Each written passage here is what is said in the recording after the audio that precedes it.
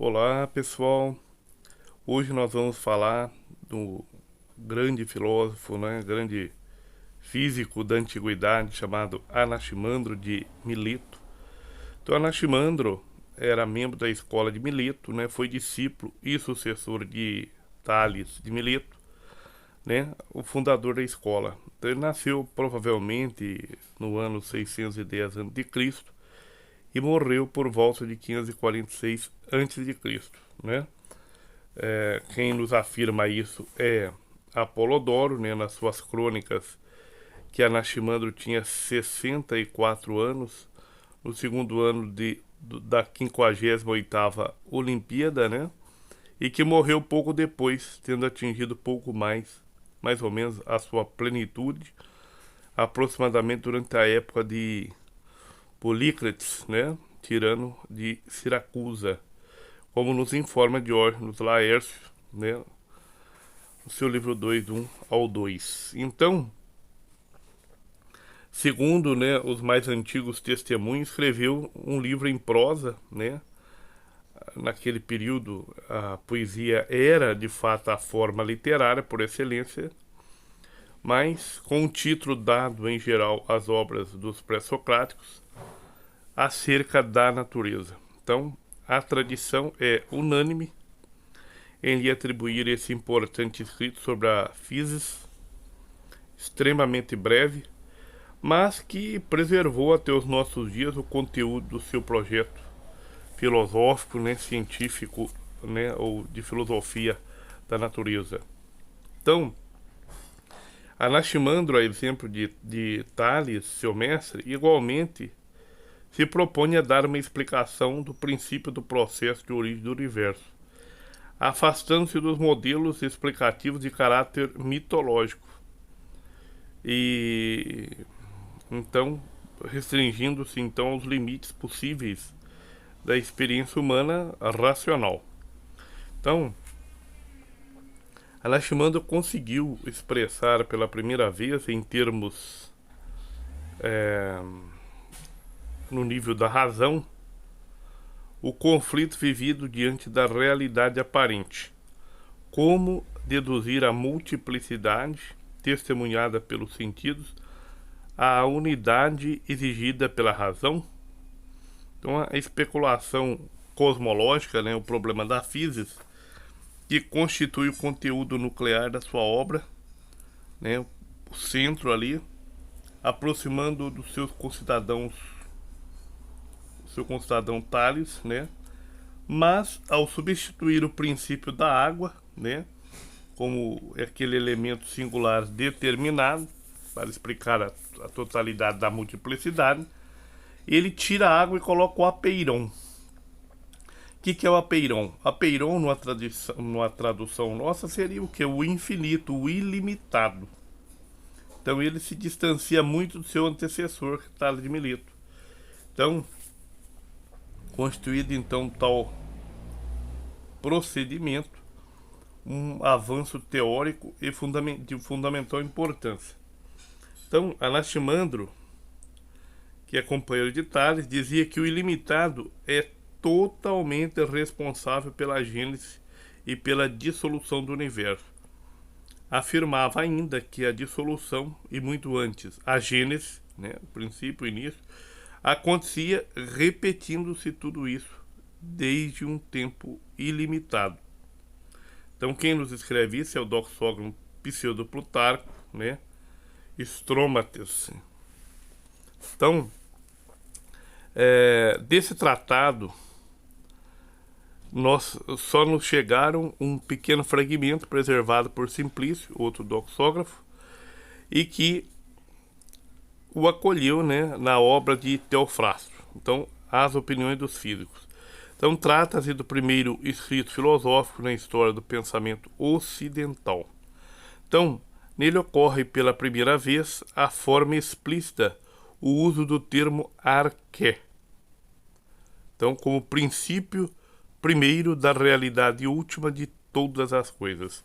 Então, o universo, a totalidade do real, resulta de modificações ocorridas nesse princípio primeiro originário, ou seja, essa arqué. Então, arqué, então, como princípio primeiro, aquele princípio originário. Então, alguns consideram, né, Anaximandro como aquele que descobriu, né, a obliquidade do zodíaco.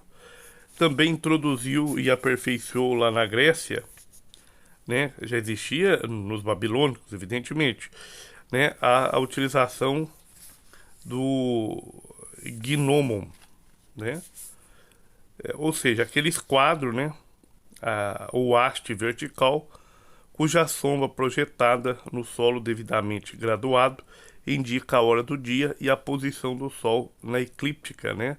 Ou seja, a sua altura e direção. A gente chama como o relógio do Sol, né?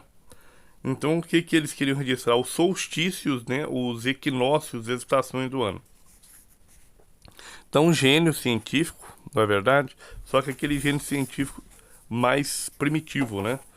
Mas que também vai criando material, vai criando equipamentos para já registrar, né, esses eventos. Bom, outros afirmam que, por exemplo, Anaximandro foi o primeiro a desempenhar o mapa geográfico, né, o mapa mundi, né, tá abrangendo lá as regiões e os mares, então conhecidos, né, que mais tarde o mesmo foi aprimorado pelo geógrafo Hecateu de Mileto. Bom, é bem provável que nesse empreendimento Anaximandro tenha levado em conta as valiosas colaborações e observações, né, dos mais diversos viajantes, né, terra e mar, que constantemente afluíam em Mileto, na condição de colônia rica e próspera. Então, transformada lá, ali num centro comercial, naquele período.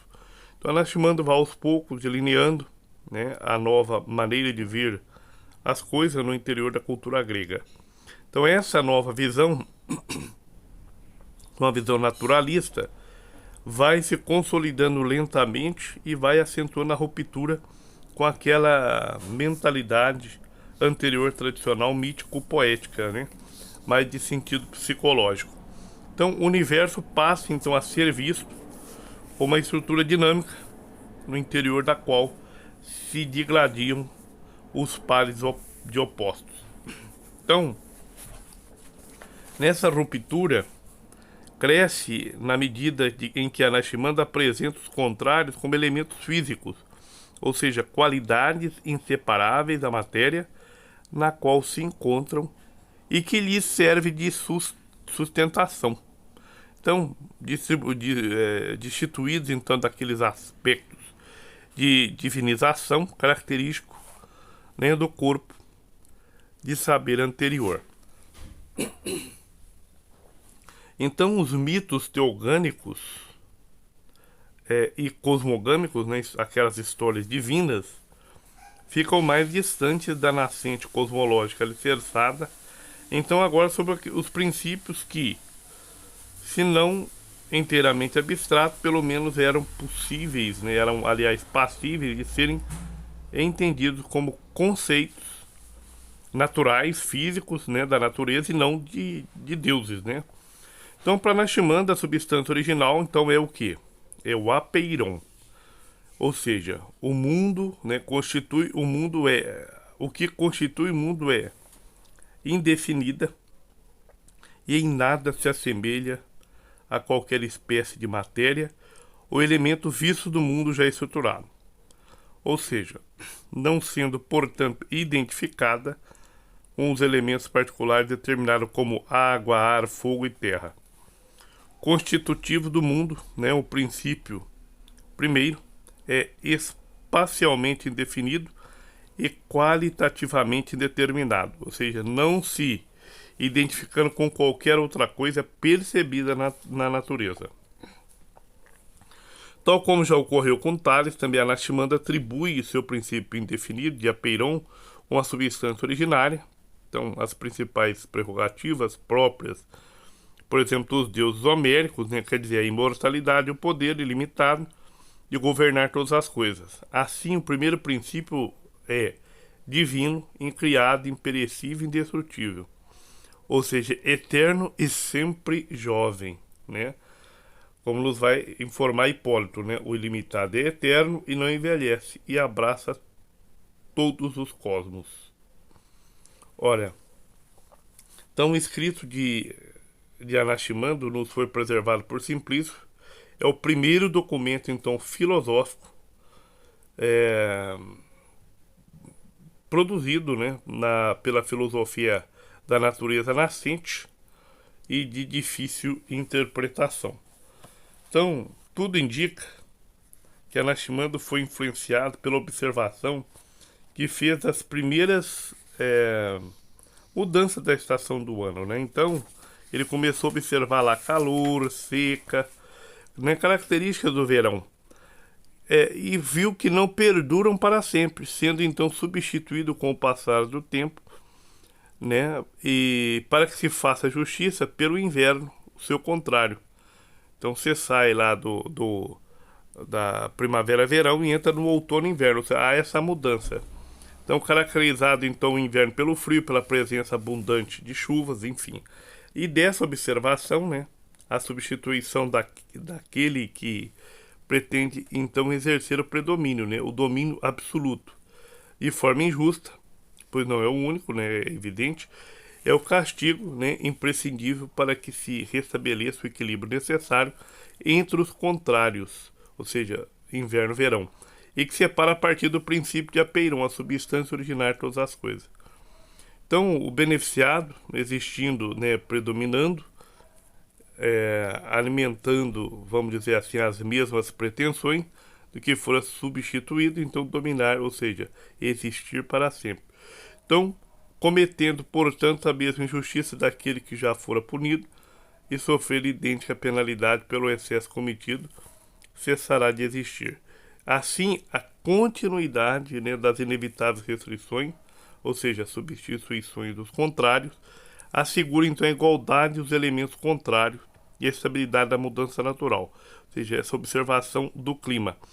Então, o fruto também dessas mútuas agressões entre eles. Então, os contrários que se separam originariamente do Apeiron são, por exemplo, o quente e o frio, o seco e o úmido, o fogo, o ar, a terra e a água, os principais elementos constitutivos do mundo natural, do cosmos. A estabilidade e o equilíbrio a mantém pela harmonia, né? A ordem do universo é um cosmos e não um caos. E aconteceram de acordo com o decreto do tempo, ou seja, o tempo que é o poderoso tribunal, ou por assim dizer, o juiz, ou seja, a metáfora, né, da legalidade constituída a partir do mundo humano. E quem decreta os prazos regula os períodos aproximadamente iguais, que deverão, né, ser respeitados pelos contrários. Então, por exemplo, verão e inverno, dia e noite, é a forma adequada e necessária. Então, essa substância originária, no entendimento dos principais comentadores de Anaximandro, deveria ser necessariamente infinita, né, para justificar a multiplicidade dos seres existentes.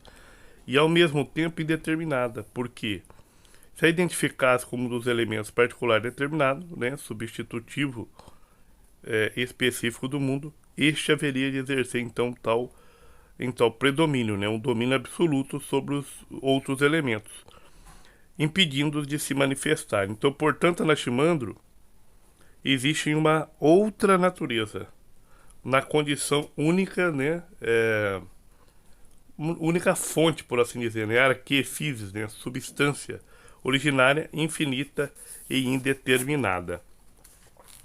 Então, para explicar